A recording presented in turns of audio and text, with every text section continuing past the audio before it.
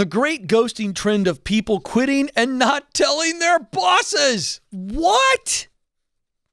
This is the headline from a recent Forbes article. By the way, another alternative headline here is how to blow up bridges like a moron. That would be an alternative headline. Blind is an anonymous community app for the workplace. They conducted a survey of 5,000 verified professionals from September 30th to October 5th of this year, 2021. Blind found that employees are quitting a job without telling their manager or company's human resources in the last year and a half. Now, obviously, we keep hearing about the Great Resignation, where all these people are looking to quit and are quitting. The highest number of people ever in 1 month, in the month of June, quit their jobs. Be interesting to see as this year continues and we kind of phase out, does this carry on into 2022? So we've heard about the Great Resignation. Is there a great ghosting trend? We all know traditionally what we do, and we get classy people calling the Ken Coleman Show, always asking me, Ken, how do I quit? So people are thinking the 2-week notice. That's the traditional way to quit, right? I'm going to give my resignation letter and give 2 weeks notice. And there's usually a conversation involved. And then human resources will ask you for an exit interview. This has become a thing, right? So I formally resign. I have a conversation. We try to be polite. We don't blow up bridges. And then, if we agree to an exit interview, if our company does it, then we do that and we talk through all the stuff. And then there's all kinds of stuff going on there. But here's the deal. People are going, I don't even want to have the initial conversation. I don't want to do a letter of resignation and have to sit down and look at my boss in the eye and tell him it's not me. I mean, it's not you, it's me, right? That's a level of confrontation. I've brought this up on the show before, but this is the one painful moment for me that I'm never going to let go. Dating a girl in college. She blindsides me one night. End of the date, Alex. End of the date. She wants to talk. That never, by the way, is good. Hey, we need to talk. By the way, in the history of the world, has there ever been anything good on the other end of that statement? Everybody in the control room shaking their head violently. No. So she starts crying. So then I go, oh, okay. I thought it was going to be bad for me. She's crying, devastated. So as any human who's decent would think, oh, something's wrong with her. So I shift into compassion mode. Oh no. She was devastated because she was dumping me. Dumped me in the midst of giant crocodile tear sobs. To which I wanted to say, shouldn't I be the one crying right now?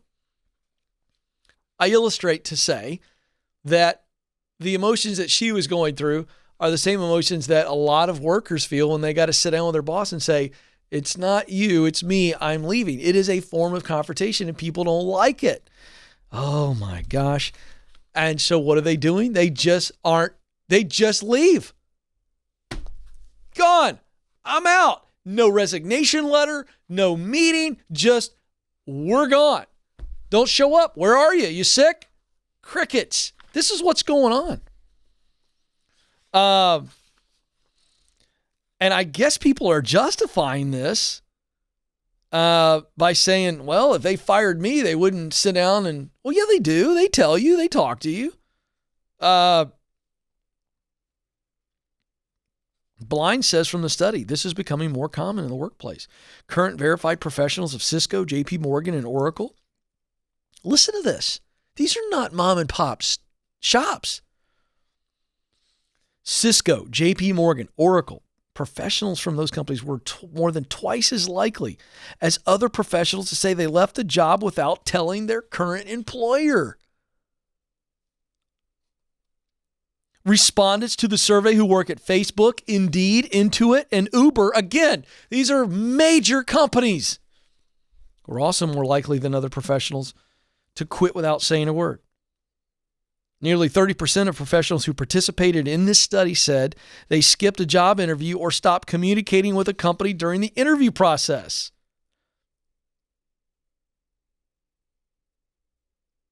A verified Amazon professional who was considering a job offer said, you ready for this? This is a direct quote. Amanda, this is going to blow your mind. Because she's, by the way, Amanda's on the other side of the glass going, I can't even believe this because Amanda's a decent human being. Said, ready for this? This is a direct quote, Amanda.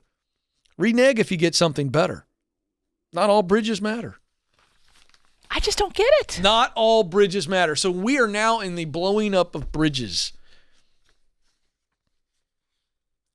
One more statement, and then I'm going to unpack this. No, I'm just going to get right to it because I was talking about this morning. True story. I did not know that this was our article today, and I was talking to a executive level person in the recruiting business, and he was telling me that this is happening too. They are engaging with recruiters, going, "Yeah, I'm super interested in it," having phone calls, and then literally disappearing. Having interviews set up and not showing up, follow-up, nothing. And so I love to get to the heart of a matter. And I'm going to suggest to you the crazy stuff you just heard, where we are just conscience-free, blowing up bridges. Burning bridges is one thing. We're talking about, boom, gone. Okay? Here's why. Technology and social media. The culprits of this kind of behavior is technology and social media. We go on social media and we fire an insult at somebody because of what they said or did, and we unleash evil in the comment section, and we have no repercussions to that at all. Zero. I'm here on the keyboard. You are a miserable human being. Die. Boop. And we leave it there, and it's like there's no consequence to that. We're never going to see them. We're not in their presence when we say some absurdity like that. All consequences and tension that exists when we are face to face in a room with somebody disappears. So technology and social media has now trained us and has removed the tension, has removed the conflict. The same girl that dumped me in tears in the car would have zero problem taking a shot at me on social media. What's the difference? There's no tension. There's no consequence. So people go, wait a second. I have lived my life in a way in where there is an area of my life, a zone, if you will. Social media and technology means that I've done all this communication over email or LinkedIn or whatever, and I don't ever have to see this person. If I ghost them now, they can call me a million times, leave a million voicemails. I'm not going to see them at the grocery store. I'm not going to see them in the hallway. They're on the other side of the country. You are no longer a person to me. You are a ghost. Poof, out. That's what's going on. That's what's going on. So now that has crept over into everyday life. I work at a place in a building, and I'm going to leave at 5:30 one day and never show up again. No courtesy, no professionalism, no character. Because we just go, it doesn't matter. But the reality is that kind of stuff is going to catch up. It's going to find you. It's going to catch up to you. And when you realize that you need it more than you thought you would need it, a reference is not going to be there because you are an immature little child. Because that's what children do. Children get angry and stick their lip out and march away, take their toy to the room, slam the door, suck their thumb, and the rest of the world is irrelevant. That's what kids do. Children do this. It's very natural. It's not natural if you're a freaking professional. But I'm going to tell you, I can't solve it. I wish I could.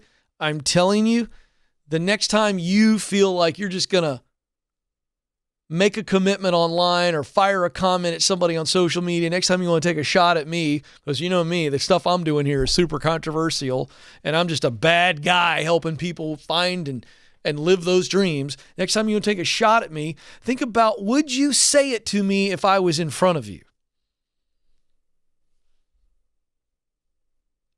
when you think about ghosting somebody in any area of your life, think about, would you do it if they were directly in front of you?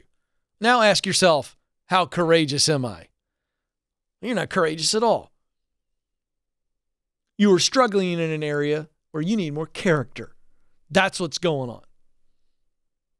Now, in an audience this size, I have thrown a rock into a pack of dogs and it hit somebody. I'm not trying to criticize you. I am not trying to hurt your feelings. I am trying to tell you that you may get away with that once, twice, 3, 5 times, but you will not get away with that long term. That will come back to haunt you. And I'm telling you, put on your big boy pants, your big girl pants, and walk into the confrontation. Be classy